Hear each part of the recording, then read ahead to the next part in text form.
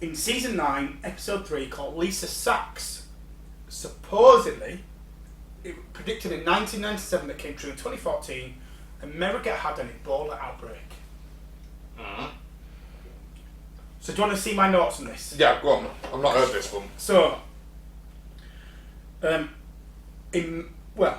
1997 it was predicted, supposedly. So, the thing for me is, I was putting my notes, this is picking a popular fatal disease that had an outbreak in 1994 to 1997 in Gabon, Zaire and Sudan, but putting it in America.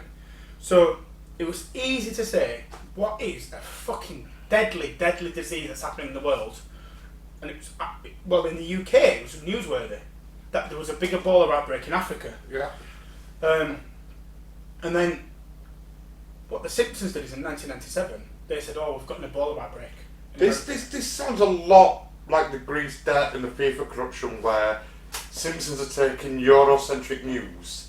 Well, news that's been reported in Europe, but not in America. But this is African news, really. Yeah, but that was reported. We knew the Ebola outbreak over here was reported. So this sounds again like the Simpsons with the Greece debt, with the FIFA corruption. Now the Ebola outbreak are taking news that's been reported in America, in Europe, but not in America, and putting it into an episode. Well, I guess what they're saying is, I guess why they're saying that this is a prediction is, they could have picked any virus, any disease, any illness, and it was specifically Ebola. But don't Ebola have like a 10-year cycle? Because this is an African disease. It's very rare that it comes into Europe or the Americas. So. Yeah, I mean, when I think of Ebola, I always think Africa. But also, it seems like every 10 years there's an outbreak of it or something.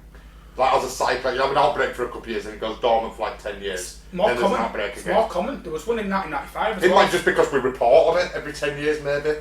Like, it gets so big enough that it becomes big enough to report on. It definitely peaks and troughs. That Ebola goes up and down, and it definitely is a recurring African disease. Yeah, and it's quite nasty. Oh, virus, sorry, not disease, yeah, virus. It's very, very nasty. Oh, it's fucking fatal, it's awful. But at the same time, it's like, there was a Legionnaires outbreak. You could have picked anything, really.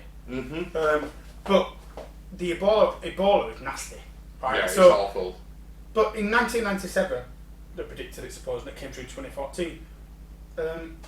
Whilst it's difficult to say what their intention of the episode was, at some point you're going to have an outbreak somewhere.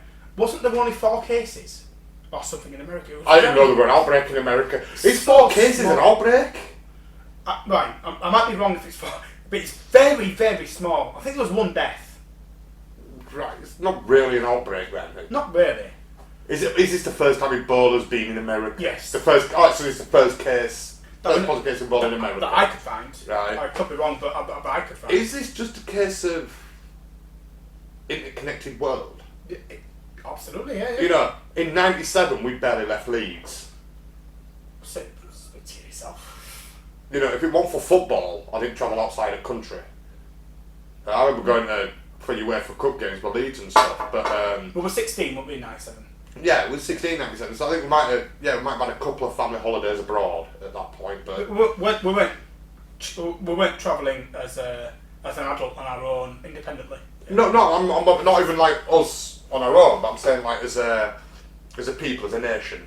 It was sort of like a lot of family holidays were like Spain, Greece, that kind of thing. We didn't really travel outside of Leeds as a people. Not like, you know, me, no, well, pre-COVID, I travel all around the country between March and September with gaming and expos and media events and stuff. But our job's totally connected with cities and stuff now. We travel around the world a lot more. Is it just a case of, you know, in 97, they didn't really have many flights from Africa to America. In 2014, you've got 10 times more people coming in, either for business or for tourism, or, you know, you've gone from 10,000 people a year to 1 million people a year coming in between 97 and 2014. So now your chance of one person, because you need one person to bring it in. You only need one. But your chance have gone from 1 in 10,000 to 1 in 1 million. No, that's wrong way around. But 10,000 people a chance of bringing it in, you've now got 1 million people bringing it in. Yeah. So your chances of someone bringing it are higher because it's more connected. The world's more connected and smaller. You know. Absolutely, and I think you bob on the nose there. I think 17 years after the fact, populace increase, African nations being able to travel more, and the Ebola lays dormant for a while. It's not like it happens overnight. It's something. Yeah. So someone who could quite honestly be healthy, pass all screening checks, come in, be in America for 2 weeks. There was no screening. Well, no, there wasn't any screening. But if you want to screen every African, you still won't pick it up. And then 9 days into a 14-day visit, Ebola's. We've all seen Outbreak, the movie. Yeah. It's Good film. Yeah, it's brilliant, but at the same time, this could be exactly the same. Well, look at, do you know what's coming to mind straight away? Is 12 Monkeys. Brilliant.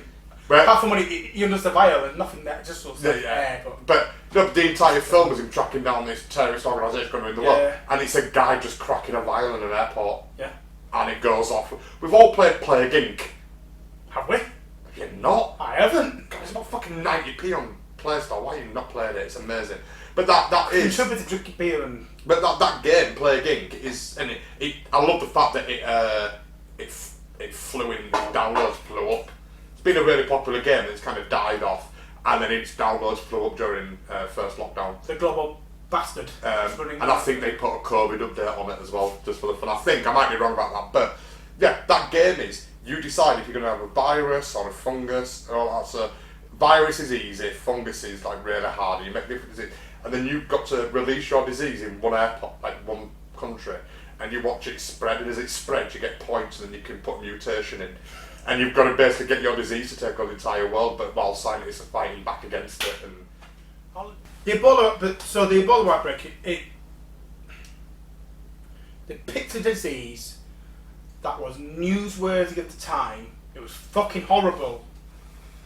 They picked a disease that had been reported in Europe at the time.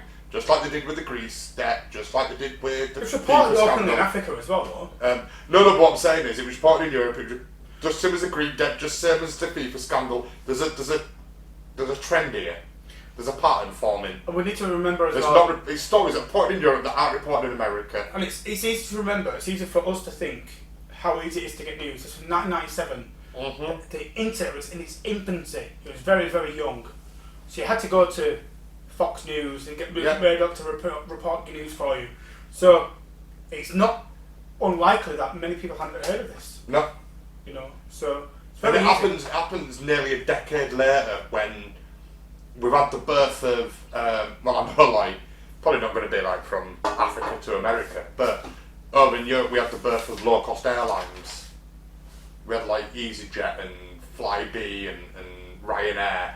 So we had all these really cheap flights, so air travel became more accessible and cheaper, which put the long-haul flight prices down.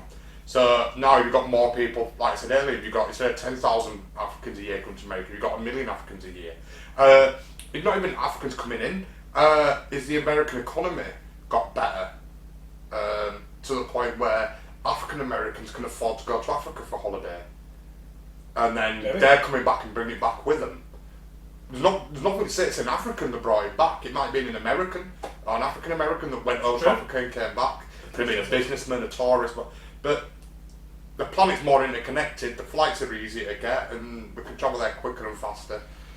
It's got to happen at some point. Yeah, I don't think it's a stretch to say they're reported on something that's deadly, that's happening now in the news, and we've just gone, ooh, fucking Ebola, that's fucking horrible, that's scary.